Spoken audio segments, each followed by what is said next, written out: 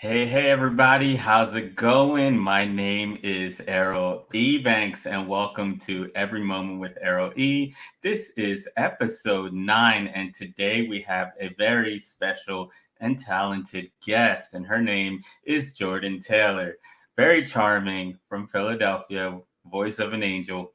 So, we're going to dive in a lot about her goals, her singing career, and just so much more. So, let's dive in. And before we introduce Jordan, let's kick off the introduction. You're listening to Every Moment with Errol E. We believe that every moment deserves a better story. And on this podcast, we tell those stories. Here's your host, Errol E. All right. We are live. So good afternoon, Jordan. How are you doing today? I'm good, thanks. How are you? I'm doing good. Chilling at home. Looks like it's about to rain here, but Yeah. not too bad. How about you? It was actually probably, I'd say, maybe 15 minutes before we got on here. It was storming pretty bad here, but it's kind of clear now. The only thing you're going to hear probably in the background is my cats rustling around. Right. Awesome. Hopefully your cat can make a guest appearance. That would be Maybe. pretty cool. So, well, tell me about your day. How was your day? How is everything going on today? Sort of uneventful today. The pandemic has prevented people, especially in the performance arena, we haven't been working since like early March. The governor sort of opened everything up into phase 1 and phase 2, and then kind of like completely went backwards. And now we're barely even in phase 1 right now. So nothing's really open. Restaurants are open for takeout and stuff like that. Some are open at half capacity for dine-in. That's pretty much what's open. Nothing else is open. Bourbon Street completely closed down. No bars, anything. So as far as people in the music industry, it's been really hard because a lot of the people that do what I do perform on Bourbon Street or perform on Frenchman Street, and they rely on that for their income, and everything's kind of just been shut down. So right now it's kind of uneventful, but I'm hopeful, fingers crossed, that things kind of get better. Yes, hopefully. Yeah, I pray they get better too, because it's just been a whirlwind. 2020 has just been a lot. Not only with COVID, the passing of Chadwick Boseman to Kobe, it's just like we just need some sunshine. I know, it's like this shot year. after shot. Yeah, it's just shot after shot, which is terrible. But hopefully, there will be some sunshine. Hopefully, we can close out 2020 with some good news, not bad news. But to go on more of a positive note, before the music. So, what was that like growing up in Philadelphia? Are you originally from Philly?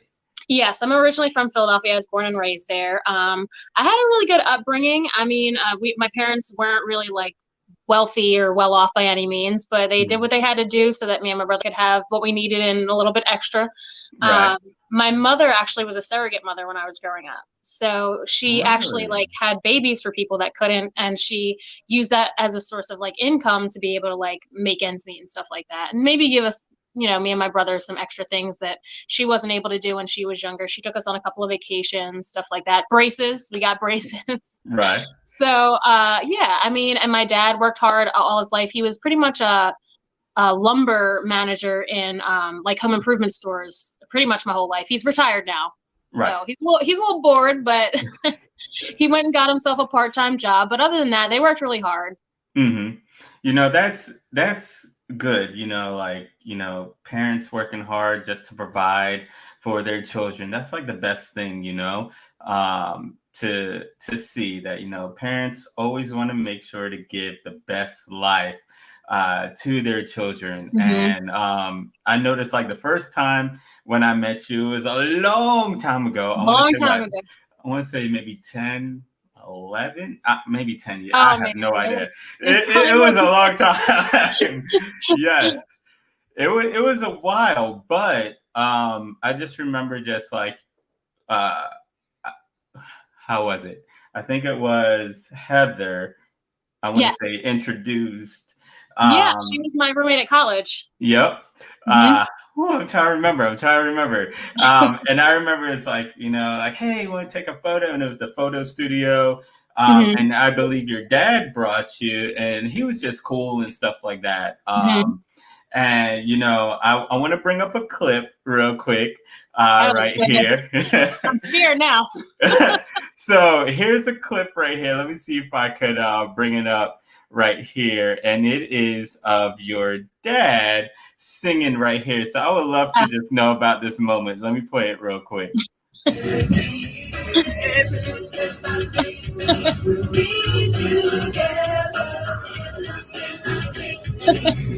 So what was that what was that moment like right there Um, for you? I mean, honestly, that's when me and my dad are in the car, that's essentially how I grew up. Right. Every time we were in the car, we were always singing. He was always singing. Most of the time, most of his stations you can't touch in the car. He's got his Right. presets and you're not allowed to touch them. But I mean, he listens to like older music. He's a big fan of classic rock and like we sing together in the car and it's been like that for as long as I can remember. Nice. That's good. And hey, we're getting comments now, which is cool. Oh, So this is cool. So Jill said that she loves it. Awesome. So if anyone has any comments for Jordan, you could throw them in the chat too as well. But that's really awesome. So did you find how did that whole music come to be? Like, did you like listen to music with your dad, your mom? Like, what was your favorite music kind of growing up as a kid? Well, I'd say that early on, I was just exposed to the music that my mom and dad would listen to, either in the car or like on the stereo at home. My dad always a lot of the classic rock, a lot of Motown. My mom was really into. She had the first CD that I actually remember seeing in person was my mom's CD. It was Mariah Carey's Music Box. Ooh, And yeah, it was a good one. And so I think that a lot of that kind of influenced me really early on because I'd hear it and for me it just clicked and made sense. I mean, right. I'd have to ask my parents if I was actually really good back then when I was singing around 5 years old. I'm not really sure, but I always just was drawn to it. Right. So I think a little bit later on was when I kind of developed my own musical personality and got into different things. But my mom had Barbara Streisand that I would listen to. Okay. It was good stuff. Nice. That's good. So Philly, Mhm. Louisiana. Yes. How did that all come about? Well, there were actually a couple of factors that went into that, but I mean, mostly I was at the point when I was still living in Philadelphia where it's not that I was in a bad place or I was doing bad as far as like career wise. I had gone to cosmetology school and graduated, so I was working in salon, Right. and I kind of just got to the point where I thought to myself, I'm kind of not progressing. Mhm. I'm not doing bad in life, but I'm not really progressing in a way that I'm satisfied with. I kind of just felt like I was floating around, stagnating, and I was kind of like, I kind of feel like I need to be somewhere else. Right. And so I had some friends that lived here, and I had always wanted to come visit. And I came Mhm. to visit, and I ended up loving it and just decided that I was going to come. Nice. Yeah. That's cool. So when you finally got to Louisiana, kind of what was that first experience like? Like, was it your first time there? Was it you visited before? Now you're like, okay, let me see where this goes. Well, I visited once before I actually moved. I was here for about a week, ended up Hmm. loving it. So when I actually got down here, I will say it's a little bit of a culture shock just because, I mean, the Southern and Northern mentality are two completely different things. Hmm. The people down here are very, very friendly. I mean, you'll walk down the street and they'll say hi to you, how are you? And you don't really get that in Philly. Like, I love Philly. Right. It's my home, but you don't really do that when you walk down the streets of Philadelphia. So it's definitely a lot different, but it's something you get used to. It just takes a little while. Right. So what drew you to the music industry? So listening to the music from your parents, but what really Mhm. drew you to the music industry? Well, I think that I always kind of knew um, that I had some sort of, I mean, maybe when I was really young, I didn't know if it was actually a talent. But when I started getting older, I mean, singing essentially runs in my family. My dad's mother was a singer. My dad sings. My brother's an opera singer. So it's just kind of a thing that happens in my family. So I kind of always knew that I should do something with it. Right. So when I got to be around, I'd say high school years, maybe 14, 15, I kind of started developing my own taste in music and what I liked. And I kind of geared toward like the R&B pop area. That's just my kind of little niche that I like to nuzzle into. And it sounds really crazy when people say that, you know, famous people or musicians have inspired them. But personally, that really happened to me because when I was in high school, Destiny's Child had actually split up as a group, Right. which I love them as a group. And Beyonce kind of came out with her first album as a solo artist. And I remember that I got the album and I was listening to the first album by myself in like our computer room at home. And I was like, man, this is great. And I started to like sing along with it. And up to that point, I didn't exactly have the confidence to do a lot of the things that I do now, just because I knew I could sing, but like, could I actually like sing? You know what I mean? Could I really do something with this? And I just started to sing along with Beyonce, and I just kind of discovered like, hey, like I can do some of the stuff that she can do. And so I think that her first album really actually helped me come out of my shell as a singer, because it kind of helped me gain the confidence, because I was kind of like, well, if she can do it and I can do it, then like I can be there. That's true. You know, so it just kind of helped me push myself along and nudge me in the right direction as far as musically. So, and I had gone to a performing arts high school. My brother went to the same school that I did in Philadelphia, Kappa, Creative and Performing Arts High School. So there was a lot that kind of went into my development as a singer. Right. You know, in some aspects, I was classically trained in classical music. My brother's the opera singer. I leave that to him. But, but I think that it all just contributed to the place that I'm in now, because if those things hadn't happened, I wouldn't know if I would have had the confidence to even audition to be in a band that I'm such as the one that I'm in now. It just kind of, everything kind of nudged me in the right direction. So I kind of knew fairly early on that I should be somewhere in the music industry. Right. Now, being in the music industry, you have to be kind of creative. So what is that creative process like for you? For me, I think that it all has to do with more of my intuition and what I'm drawn to. You know, everybody out there has different ears. They had like different music for different reasons, you know? I mean, so for me, I'm really drawn to melodic things. I'm drawn to a crap ton of harmonies. So for me, it's just really about really feeling it out and listening to it and just using my intuition. Like this is something that I want to sing. Right. Nice. So what is an average day like for you? Probably post-COVID era. What is that average day like? Well, I'd say that you probably want to hear about like performance days and such things like that. But performance days, there's a lot that goes into it. You know, obviously you have to wake up and do things that every person has to do, you know, hygiene, you know, feed your cats. Yep. But, so, I mean, there's a lot that goes into it. There's, first thing I want to do is text the other lead singer of my band, Dave, who's a great guy. We really try to get in tune with what we wear and try to match what we wear as closely as possible, everything flashy. So it's the wardrobe, it's the getting the hair and the makeup together and being glamorous to be on stage. And then in some instances in which we have gigs that are further away, sometimes you're driving a couple of hours away, 2-3 hours away. And then, you know, when you finally get there, it's about unloading all the equipment from the truck and setting everything up and doing the sound check and, you know, finally getting to do the gig, which is always amazing and always a fun time. And then once that's over, most of the time there's some fans in the audience that kind of want pictures or they want to speak to you or ask you questions. And then after all that, you have to pretty much load everything up in the truck, and then got to get in the car, and then you got to drive home. And so there's a lot that goes into it. It's a very lengthy process, but I wouldn't trade it for anything.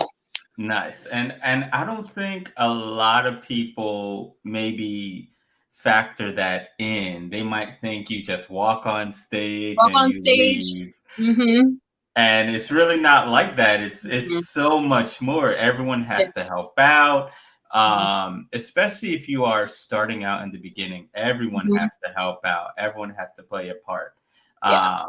No one is just chilling, waiting to Mm-hmm. go on stage. Like Mm-hmm. there's always like intermingling of different things. If you're the singer, you're still setting up. If you're Mm-hmm. the drummer, you're still maybe driving to the venue. Mm-hmm. Like there's more things that need to, or there's a lot of things that go on instead of just the one role as Exactly. well. Mm-hmm. So with that, do you write your own music? I have not. For me personally, I attempted a long time ago, and for some reason, I'm a very creative person. Mm-hmm. But when it comes to, I can write an essay all day. I mean, English in high school, aced it. But for some reason, when it comes to getting lyrics together and putting my emotions into it, I have a little bit of a block. Right. So for me, I think that when it comes down to it, if I do get to the point where I'm creating my own lyrics, I need to be in an environment in which I can learn from someone, if that makes any sense. Somebody that has been doing this for a long time and writing songs and knows what they're doing. I feel like if I was put in that kind of situation, that I could learn from it and maybe pull some things out of myself that I necessarily couldn't before. Right. Okay. That's interesting. Learning from someone. So who would you want to learn from? Oh man. um I don't know, I mean, as far as artists that, Mhm. I mean, I think that right now, I mean, not just as an artist, but as a writer, Ed Sheeran is doing incredibly well. He writes songs for everyone. Right. And he writes songs that people want to hear. So I think that maybe I'd want to get into a studio and learn from him at some point, because that would be awesome. Okay. All right. Ed Sheeran. I love Yeah. his music. I love Mhm. his music. That would be pretty cool to just see that process Oh yeah, for sure. and how Just that's see how his going. brain works. Yep. See how his brain works and that whole creative process and how we can write an album from start to finish and it Right. still tells a story, which Right. I don't know how he does it. Me either. Um, so do you collaborate with others? Now I know you have your band, but do you collaborate with other bands outside of your own? Um, we have here and there. It's not really been to the extent that it necessarily maybe should be. It's very competitive in the New Mhm. Orleans area, as far as not so much being in places like Bourbon Street or Frenchman Street, because they're always looking for more bands to perform. Right. But when you get into a place where you're doing like weddings and corporate events and things of a larger nature, I mean, my band performs at the Sugar Bowl every year. So when you do things that are a little bit on a larger scale, it gets a bit more competitive. Hmm. And in that instance, sometimes other bands aren't really open to a collaboration, if that makes any sense. Right. It Um, does. we have performed at events where they've had multiple bands and saw some of the local bands, and everybody kind of like gets on. But yeah, I mean, as far as collaboration, I mean, there should be more of it going on than there is, but True. I maybe mean, one day. yeah. I mean, in the music industry, it's hard. Like It's tough. everyone wants Mm-hmm. to be there, so it's very hard to probably find a good group of people to say, "Hey, Mm-hmm. we want to work together. We want to get everyone Mm-hmm. together." It is very hard. It is It very is. hard, which is understandable. So, do you interact with your fans at all? Like, I I know they're do. at the venue Mm-hmm. and they might want to come up on stage. I Mm-hmm. did peek at your Instagram. The one lady came up stage and started dancing, which was awesome. But Yeah. how else do you interact with your fans? Well, I mean, we do have some fans that are very, very loyal and they're diehard Karma fans. That's the name of my band, Karma. Mm, And you know, they're at almost every gig or every public gig that we play. So, mm. shout out to Kitty and Juan. They're almost at every single public gig. But I mean, we interact with them. We'll give them shout outs on stage. Sometimes we'll bring Kitty up and she'll dance on stage with us. Kitty's taught me a Mm. lot of dances, by the way, that I necessarily wouldn't have known. Okay. But most of the time, I mean, we even interact on social media with them. We'll have them on our social media, and when one of them makes a comment, we always make sure that we comment back, because these people are important. These people support us on a regular basis. So I mean, you have to give them your time. You know what I mean? Right. It's just what you have to do. On the other end of things, there are some times where people get a little crazy. They've been drinking a little too much, and sometimes you kind of have to, not in a mean way, but kind of have to like usher them on their way very, Right. very nicely. But it happens. I mean, it comes with the territory. True. True. So, where did the name Karma come from? That's actually a pretty interesting name. Where did that come Actually, the band was called Karma before I joined it. from? I never really got that much of an origin story from my boss. Hey, Lupe. Mm, Um, but they were actually a band for 8 or so years before I came along. right. I've been part of the band since May 2018, so it's been a little over 2 years. But the guys in the band have all been together for a really long time, and I was really lucky the way that they kind of found me. Mm, And I mean, that's all I can really say. They're a really talented group of guys, and I'm very, very lucky that I'm part of the band. right. So, how did they find you?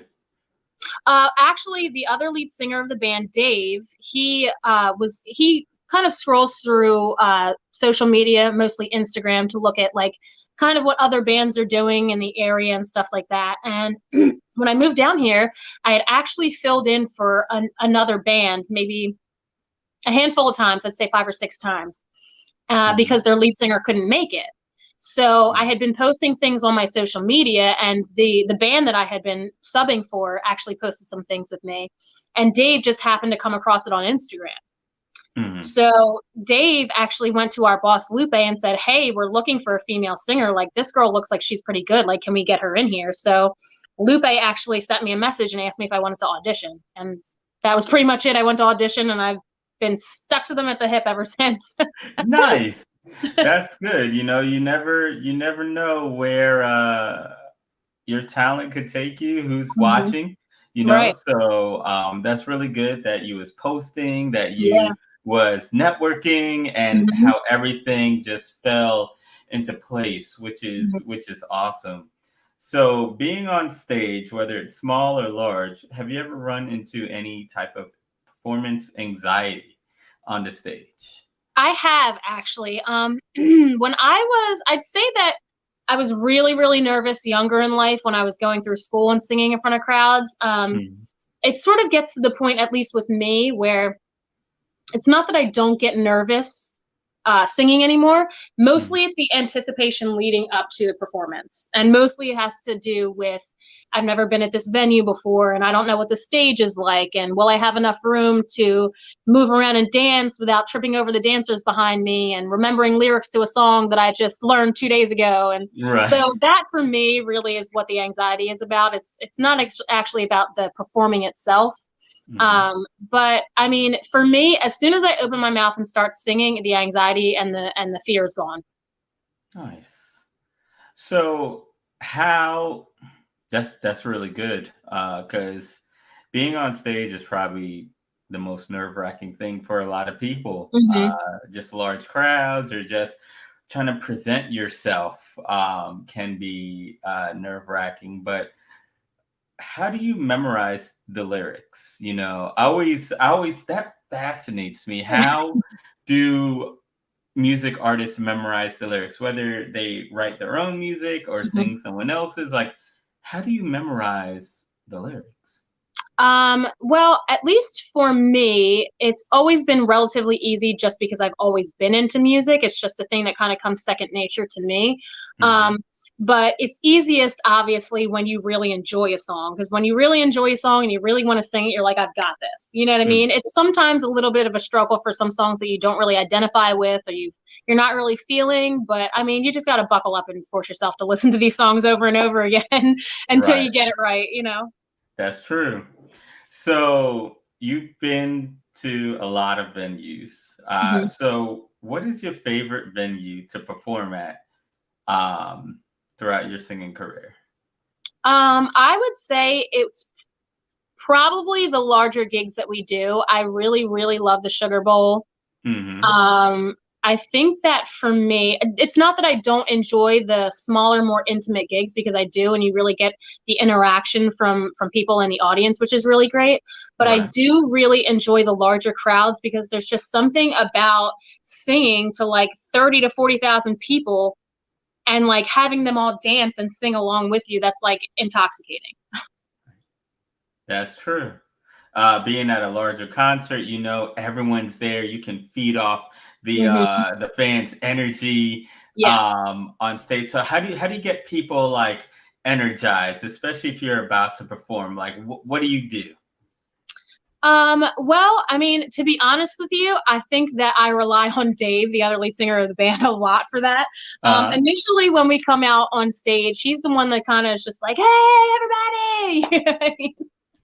So then he kind of gets everybody pumped up. So once he right. does that, if I have a song where I'm singing the entire length of the song, like pretty much on my own, it's a solo song, I can Hmm. do that a little bit more because I'm sort of in the forefront. So like if I kind of see people and I'm singing to them, like and they're kind of in it, but they're not fully committed to it. Right. Then I'm making eye contact. Then I'm Right. looking at you, and I'm essentially letting you know, like, you're gonna start to get down to this song right now. Nice. You're gonna dance. There you go. Once Jordan locks eyes, get One look. ready. One look, get ready. Yes. So, what advice would you give anyone, especially who's watching right now?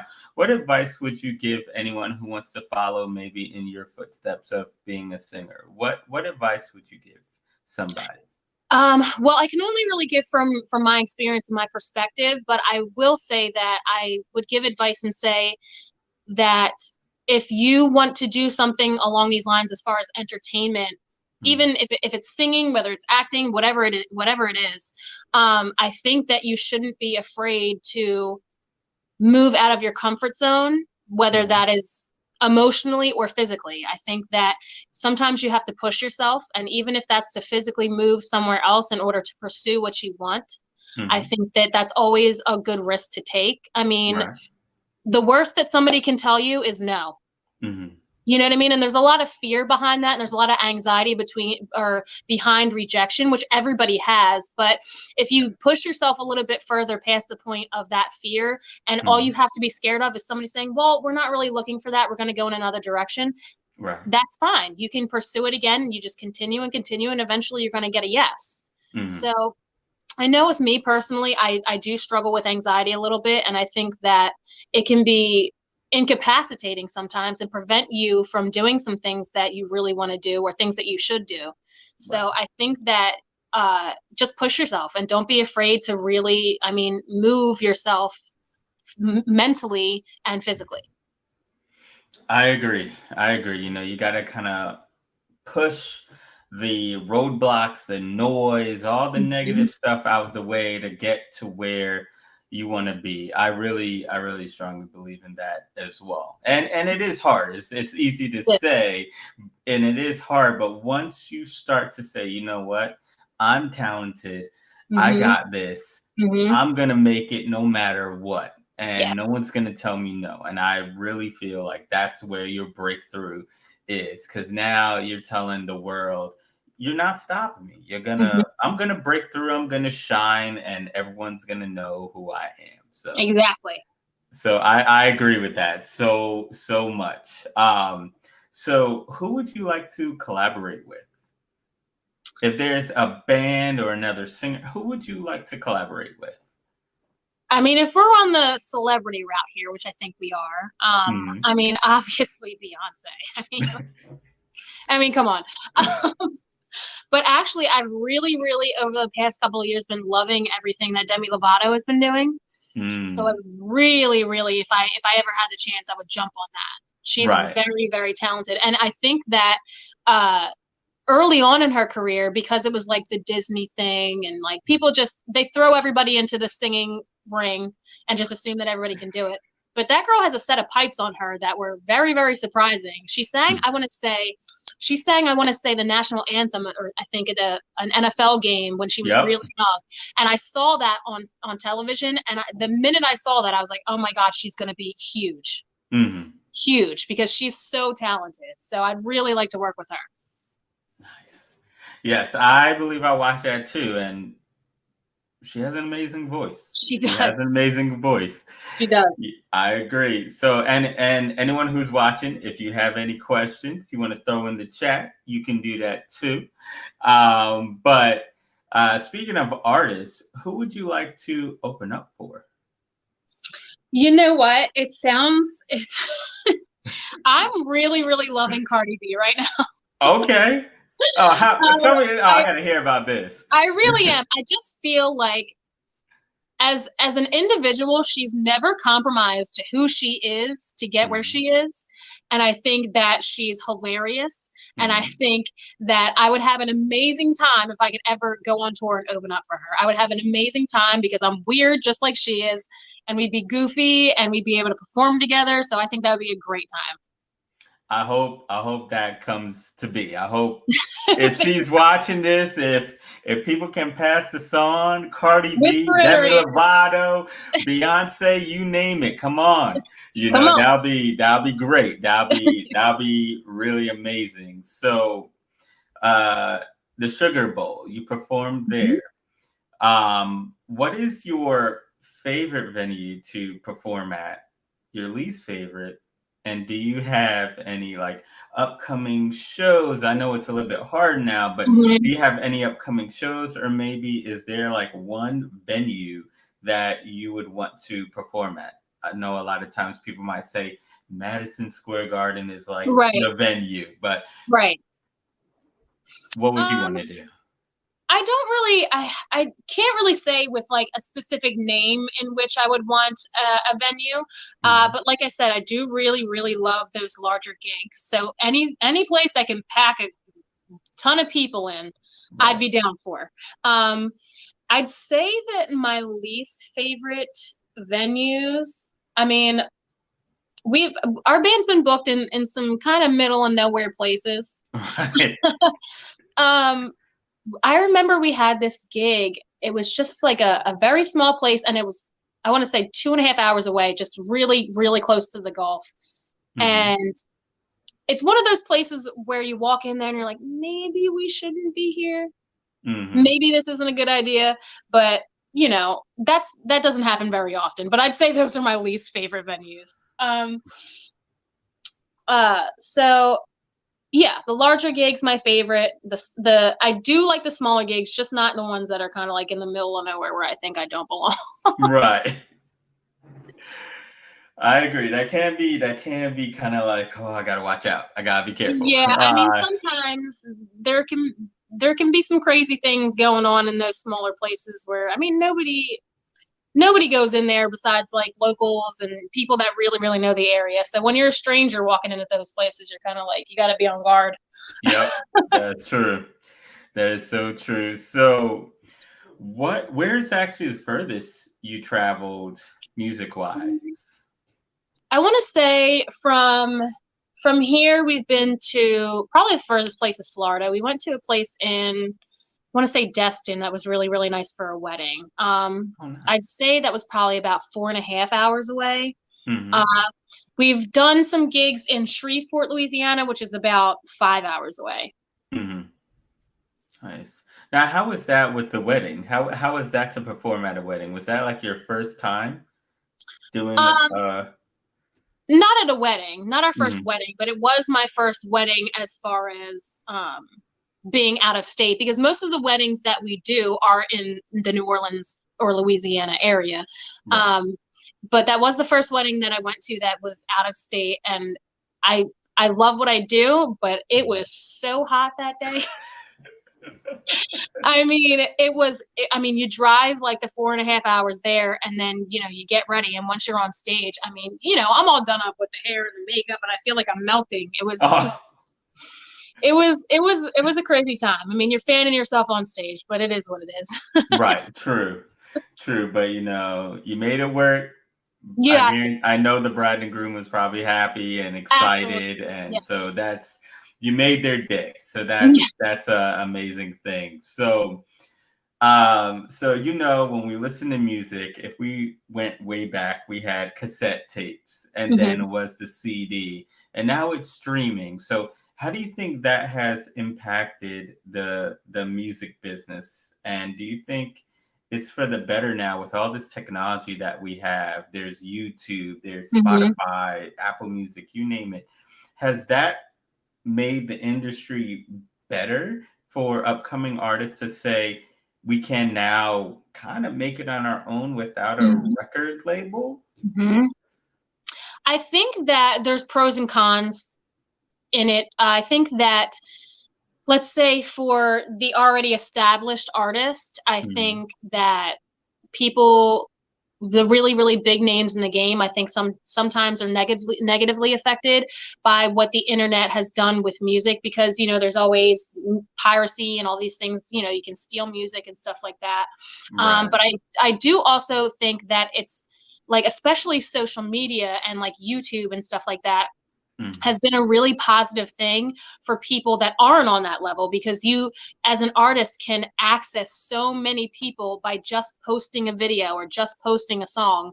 And like you said, you can actually get people to listen to your music and hear your music without actually having to go to a record label and hounding them to listen to your CD or your songs. So I think that, like I said, there's pros and cons to every situation. But I mean, at least for me and my aspect and what I do, it's been really good for me, because I can I can post a video of me singing, and people across the world can see it. That's true.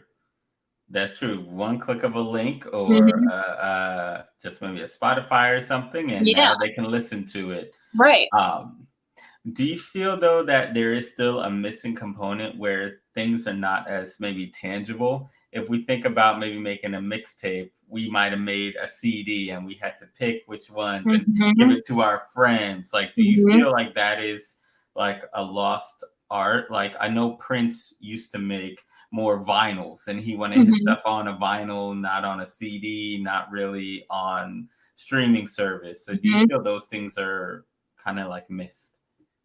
I would say so. I think that there's something to be said about putting your songs on a tape or a CD, and the experience of kind of like going out and actually attempting physically to like walk into a record label and saying, "This is me, this is what I have to offer, listen to me please." And I think that a lot of people did it that way back then, and I think that that's something that probably people don't actually have to do anymore, because I Right. think that now people can just post all of their art on their social media or their YouTube. And I think that now, essentially, at least I'm under the impression that the way it works is you're putting all this out on social media.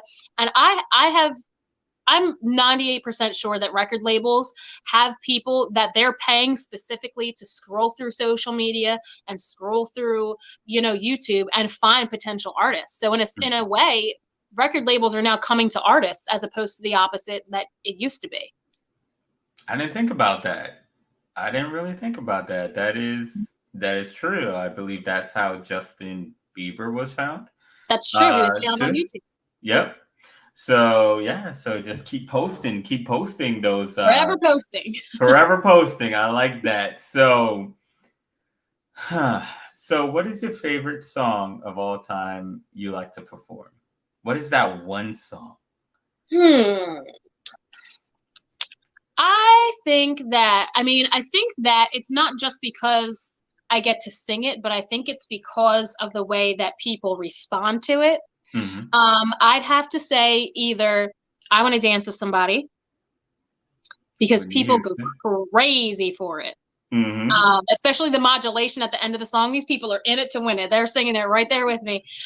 Um, and Don't Stop Believing, because that will literally make anyone, I don't care who you are. If you're Mhm. singing Don't Stop Believin' from Journey and Mhm. you're walking down the street and all of a sudden you hear it, you are going to stop in your tracks and you are going That's to find whoever's singing it and you are going to go and scream it to the top of your lungs. that is true. That is true. Don't stop. But Yeah. yeah, that's as far as Mhm. my vocal range is gonna be. But no, those are two good songs, especially Whitney Houston. It's very hard to, I feel, sing a Whitney Houston song. That's I always feel with Whitney. It's like, whoo, if you're gonna sing it, you gotta sing You it. gotta sing it. Yeah. I mean, I think that had a lot to do with the fact that the man that runs my band, my boss, Lupe, he really, really wanted somebody that could potentially sing these songs and was capable of singing these songs. So Mhm. I mean, at a lot of gigs, he gets really excited because I'm capable and he'll be like, all right, let's do I Will Always Love You. And I'm like, oh, but I do it. I sing that song. And to be honest with you, I mean, like there's fans that follow the band that specifically come to gigs and tell me, Mhm. Jordan, if you don't sing I Will Always Love You, I'm gonna leave right now. Oh wow, Yeah, it gets that serious. wow. So if you're gonna sing Whitney, you gotta do it right. And you gotta have those people coming to you and saying, hey, like, we want to hear it. Let's go. That is true. That is so true. Now, do you have any songs out there of you singing "I Will Always Love You"? I do, I think, have a short clip of it on my Instagram. I Hmm. should. Yeah, I'm pretty, but don't be surprised or alarmed. I'm in a storm costume. Gotcha. X-Men. It was Halloween and I forced my band to dress up like comic book characters. There you go. There you go. That's interesting. That is interesting. Now, speaking of preparing and stuff, how do you prepare your voice when you go on stage? Like, what are the things that you do? Do you drink like hot tea before you go out there? Water? Like, what is it that you prepare your voice to be the best? For me personally, it's all about hydrating all day. When it comes to drinking water, I'm never drinking cold water because it can be harsh on your vocal cords. So I'm always drinking room temperature water. Um, I don't really Mhm. mix in a lot of like lemon, which a lot of people do, like lemon with honey tea, just because citrus and my what's going on with me is just a little bit more harsh for me vocally. Right. So it's really just all about the room temperature water. You got to keep everything warmed up. You don't want to freeze anything or make anything cold in there that you need to vibrate and move around. So Right. that's really what it's about to me. Okay, nice. That's good to know. That's actually interesting. Mhm. I didn't think cold water could have such an effect. It can, and you never want to drink milk, no dairy before you sing. That is true. I heard that. Yes, no milk, because that just does It gets something to everything the gross in throat. there. You don't want to do it. Yep. So, is there that one famous musician from the past that you admire?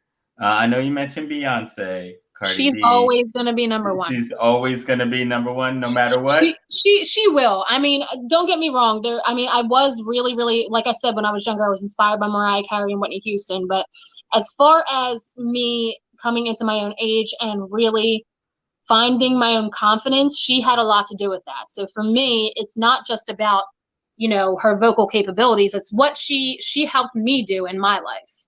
Right. And I think that in general, she's an inspiration because she's an amazing singer. She can dance her butt off on stage. So it's all around. She is just a really great entertainer, not just singer, but she entertains. That's true. She does. She does entertain. She She does. she has amazing vocal range Mhm.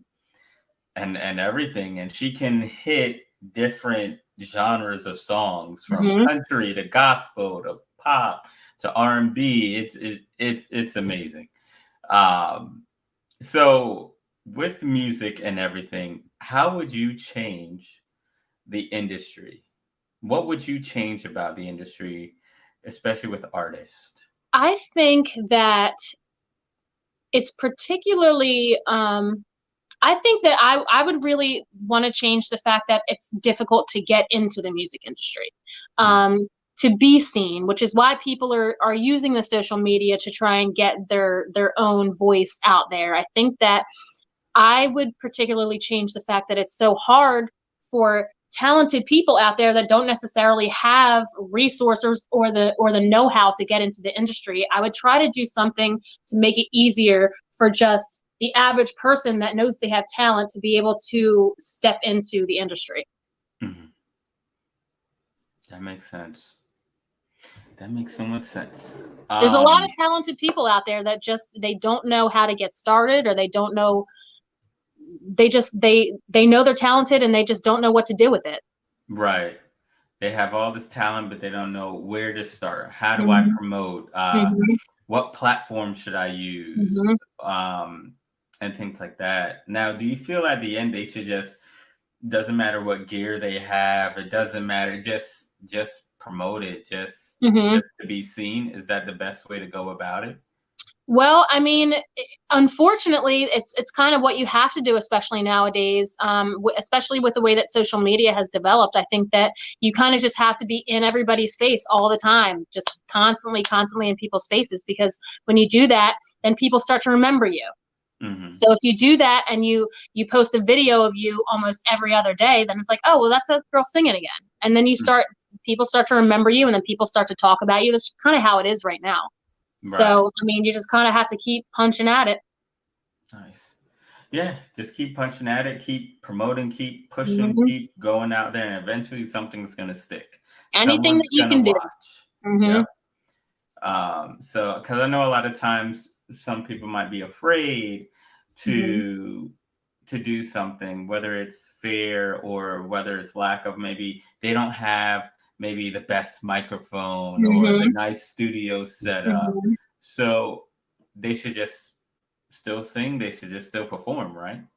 Absolutely. I mean, like, listen, I mean, I didn't have any microphones or anything like that. I mean, once they developed a camera phone, I was like, all right, well, let's see how I sound. Let's see how I sound if I record myself. And to be honest with you, it took me a very, very long time to hear myself recorded and actually be comfortable with it. Right. And I think that's a tough thing for everybody, because when we sing and we think we sound great, blah, blah, blah, whatever. But when you hear yourself recorded, it's a completely different thing that you hear. And I think that people get really self-conscious about that, because I've been that way too. But you get used to it, throw it out there. Just throw it out there so people listen to it. Just do it. I mean, because we have to stop being afraid that people won't like it. I mean, there's always going to be that fear of rejection. But I mean, if you really want it, you just got to be like, well, if you don't like it, somebody else will. Yep. Somebody's gonna anybody. Like it. Anybody's gonna like it. You know what? And if no one likes it, grandma's gonna like it. Mom and dad's gonna like it. Brother and sister gonna like it. I'll give concerts in my living room. There you go. There you go. Now we're gonna do something new, and it's called Hidden Gems. So I'm gonna ask a range of questions, and it'll be just fun facts, things you might want to share. All right. So it is called Hidden Gems. All right. So the first question is, what is the funniest fan encounter you have ever received or happened to you? Okay. One sort of sticks out. We were doing a gig a little bit further away at one of those spots where you kind of like, I don't know if I'm gonna be here. And there was this guy that, I mean, had too much to drink and kept coming up to me and telling me, you know who I am? I'm White Mike. And I was like, all night, I'm White Mike. He came up on the stage, started singing in the microphone, and kind of got to the point where I was like, all right, White Mike, we gotta get you off the stage here, bud. And I was calling to his wife, and I was like, excuse me, White Mike's wife? Can you please help me? That one was very, very different. He was a little, not aggressive in a creepy way, but he was just a little aggressive in a fan way. So that one sticks out the most. White Mike. I'll never forget White Mike. I won't forget White Mike either. Oh, that is something. So, celebrity crush. There's probably a lot of those, but I think that I will always have an obsession with Charlie Hunnam, the guy from Sons of Anarchy. And as of lately, for some reason, I think it's because The Witcher on Netflix, but Henry Cavill has been like my everything these days. Nice. So, favorite. Now, I don't know if you still watch this one, but favorite WWE Ooh. superstar. So, who is your favorite WWE superstar? I'm not gonna lie to you. I kind of stopped watching it a long time ago. But what I will say is that you probably know this because you created fan art for me. Yes. But back in the day, I was obsessed with John Cena. Everything John Cena. I had a large cutout of him that I got, I think, from like a Radio Shack or something back in the day, and I kept that life-size cutout in my bedroom. Oh, that is good. Oh, That is good.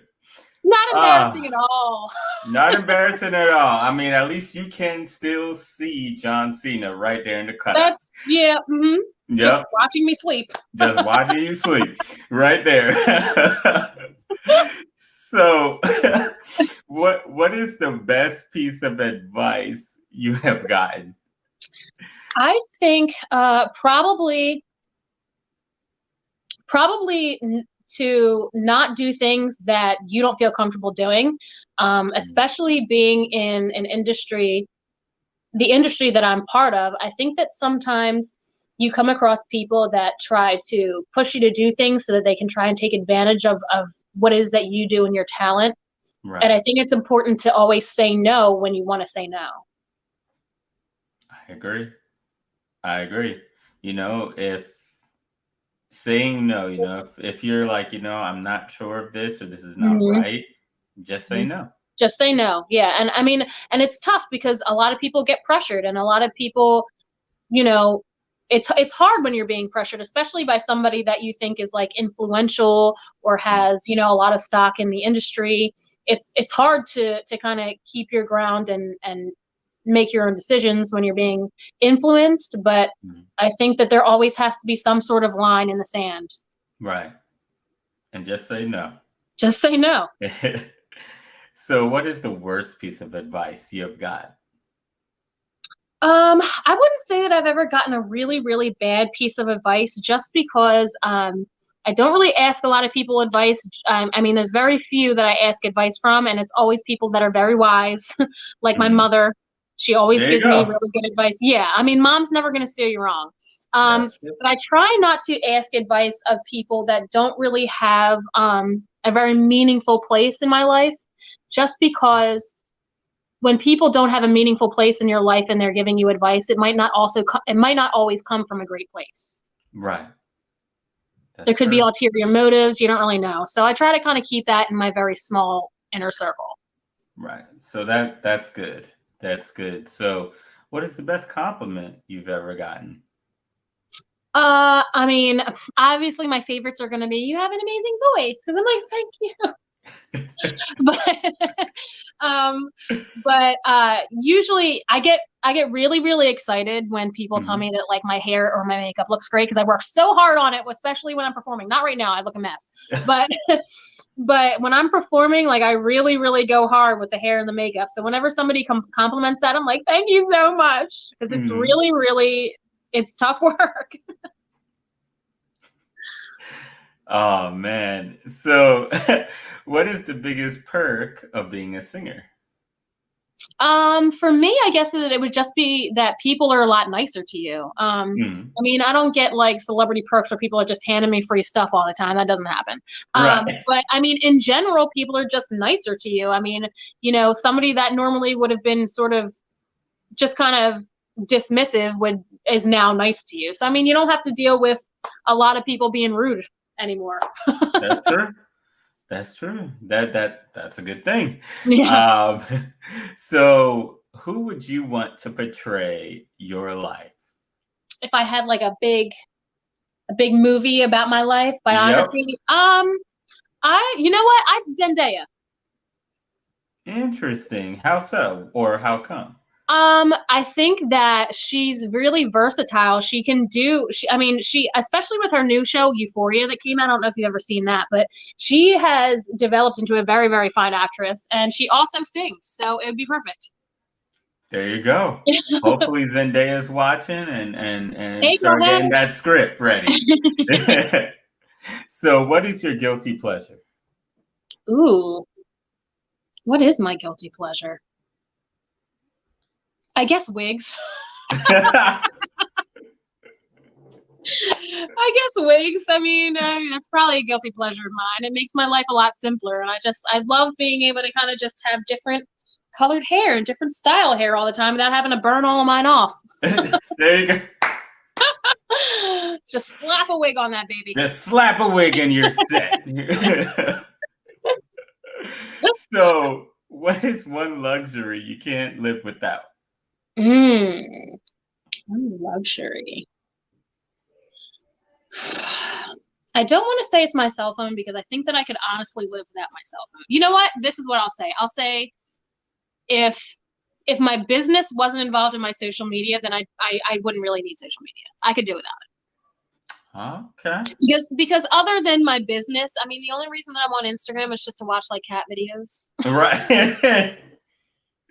So that's it. I think that social media takes up a lot of our lives, and like I said, it can be a blessing in a lot of ways as far as artists and music. But Right. I think that if that part of it didn't exist, I could do without the social media. I could see that. Same. Well, I can't say same with me. We'll see. I'm trying to wean myself off of social It's a media little hard. as possible. It's hard. It really is hard. Yeah. It is. So, is there an upcoming movie that you're excited to see? Because I know now with the movie theaters, they're figuring out how do we do this. Oh, they're gonna figure it out. They're gonna figure it out one way or another. But is there that one movie that you're excited to see, clamoring to see? I would say there's actually, I don't know if the trailers have been going around or if people really know about it yet, but there's a movie that I saw a short trailer for. I think it was, I don't know if the title of it was Larry, but there's a kid that is somehow being haunted by some sort of like entity or like creature. And horror movies are my thing. I'm all about horror movies. So anything that can potentially scare me, I'm about. So I'm really looking forward to that one just because from the trailer, it looks like it could actually scare me. And it takes a lot to scare me just because I've been watching horror movies for so long. So if I think it can actually scare me, I get excited about it. Right. So has there ever been a movie that did scare you? That you was like, this movie's not gonna be scary. It's not gonna get me to jump. And then you know what? In the theater. Yes, The Conjuring. Oh yeah. I saw that in the theater with my friend Janine, and maybe like 25 minutes into it, we were like so panicked in our seats, and she turned around. She was like, "Do you want to leave?" And I was like, "I can't leave. I'm already committed." That is true. Once you're there, you're like, I gotta watch. If they see me leave, that's it. Oh yeah, I'm not gonna wuss out. We have to watch the rest of this movie. That is true. That is so true. That happened to me watching the movie The Haunting when I was a kid. Literally leapt out of my seat from a sitting position all the way up. And Mom was like, "You want to leave?" I was like, "No, I'm good." That's a good one. I watched that a lot over the years. Yeah, and it was the part where the skeleton pops out the fireplace. Like I knew what was gonna happen. Like I'm like, I know what's gonna happen. Old Wilson's gonna walk. There's the skeleton, and I'm just like, I must have zoned out mentally.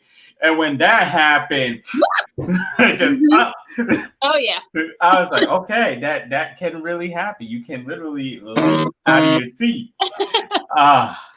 So, what is the longest period of time you've been awake? I would have to say anywhere in between 24 and 36 hours.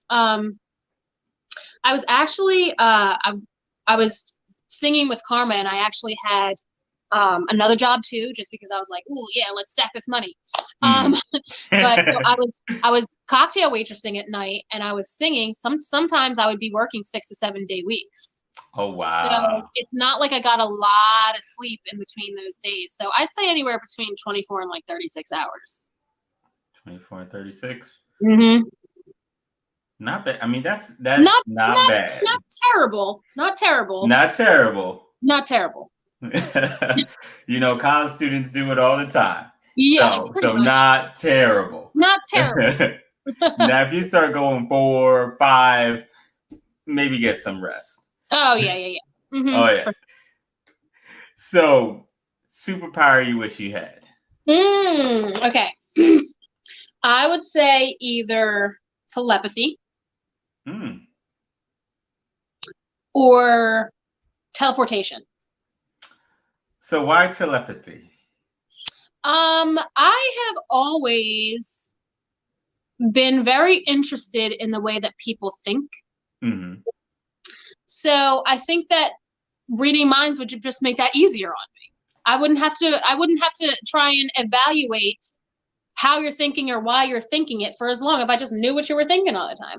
That is true. That is true. You're like, I know what you're thinking, so I know what you're say it. There it is. So why teleportation?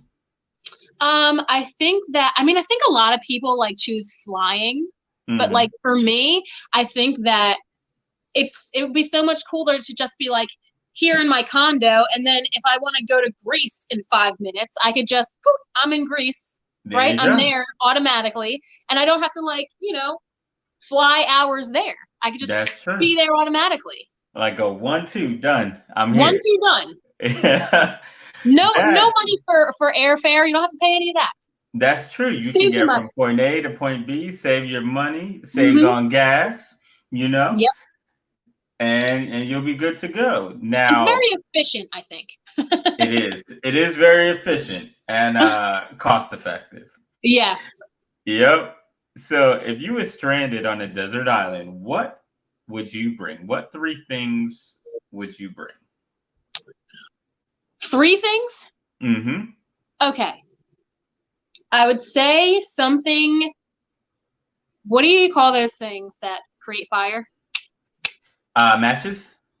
No, not matches. One of the you hit it like a. Oh, those sticks. Yeah. Yeah, those sticks. Because matches you'll run out of, but that thing will last you a long time. You just keep making fires out of that. I definitely want one of those. What else would I bring? What other 2 items? I want to be selfish and say my cats because I just can't live without them. But if I'm stranded on an island, we're all just going to starve anyway. I don't know, a satellite phone to attempt to get rescue. Okay. That'd be a good idea. That is a good idea. So sticks, satellite phone, and your cats. All right. If I could make sure that my cats were well fed, then yes, I would bring them. Right. I mean, there's probably going to be fish near the water, so you should be okay. Should be all right. So something you long believed to be true, but found out wasn't. I'd say I think that a lot of times people put restrictions on people and tell them that they can't do something that they want to do. Mm-hmm. And that's just not true. It's not true. If you really are dedicated, you can do anything that you want to do. So I think that mindset has got to go. Right. I agree. I agree. You shouldn't hold anyone back. No, just let them fly free. Mm-hmm. Let them flourish. Let them experiment. Let them be who they are. Don't say you can't do something. Because I feel at the end they're afraid that they couldn't do maybe something, so they're projecting that mentality. Yeah, and I think that probably contributes to a lot of the anxiety that we were talking about earlier, because when you have somebody telling you something for so many years, like you can't do this and you can't do that, even if you have the thought in your head that that's potentially something that you might want to do, it hinders you because you've been told your entire life that you can't do it. true. You know? Mm-hmm. So I think that that's got to go. That's not true. Not true. That is not true. Not true at all. Now, I want you to definitely think about this last one, this last question right here. Okay. Deep thought. Here we go. So, Jordan Taylor in 10 years. Jordan Taylor in 10 years. To be honest with you, I am hoping that sometime in the next few years, I can potentially go back to school. I want to finish for psychology because, again, I love thinking about the way that people think. So I think that I want to finish for psychology and get a degree in that. But I also, hopefully, in the next 10 years, will find my soulmate and maybe have some babies. There you go. Would you still want to be singing in 10 years? Oh, absolutely. Yeah. I mean, I'll sing for as long as I possibly can. I just think that there's nothing wrong with having something else that you're interested in. So, right. I mean, people are multifaceted. People have talents of different aspects. So psychology has always been something that I was interested in. And when I was in college, I was just a little too young and dumb to really appreciate, being at college and stuff like that. So I just really want to finish that. And I think that maybe eventually I'd like to do something with it. Besides the singing, I'd like to do something with that as well. Nice. I wonder if there's a way to incorporate the music with psychology. I feel like those two can go hand in hand. Yeah, they can. There are things like music therapy, tonal music therapy, which is really interesting that I've actually been reading a little bit about lately. It's actually just dual tones there's different tones playing a different side of your ears through earphones that can help you mentally.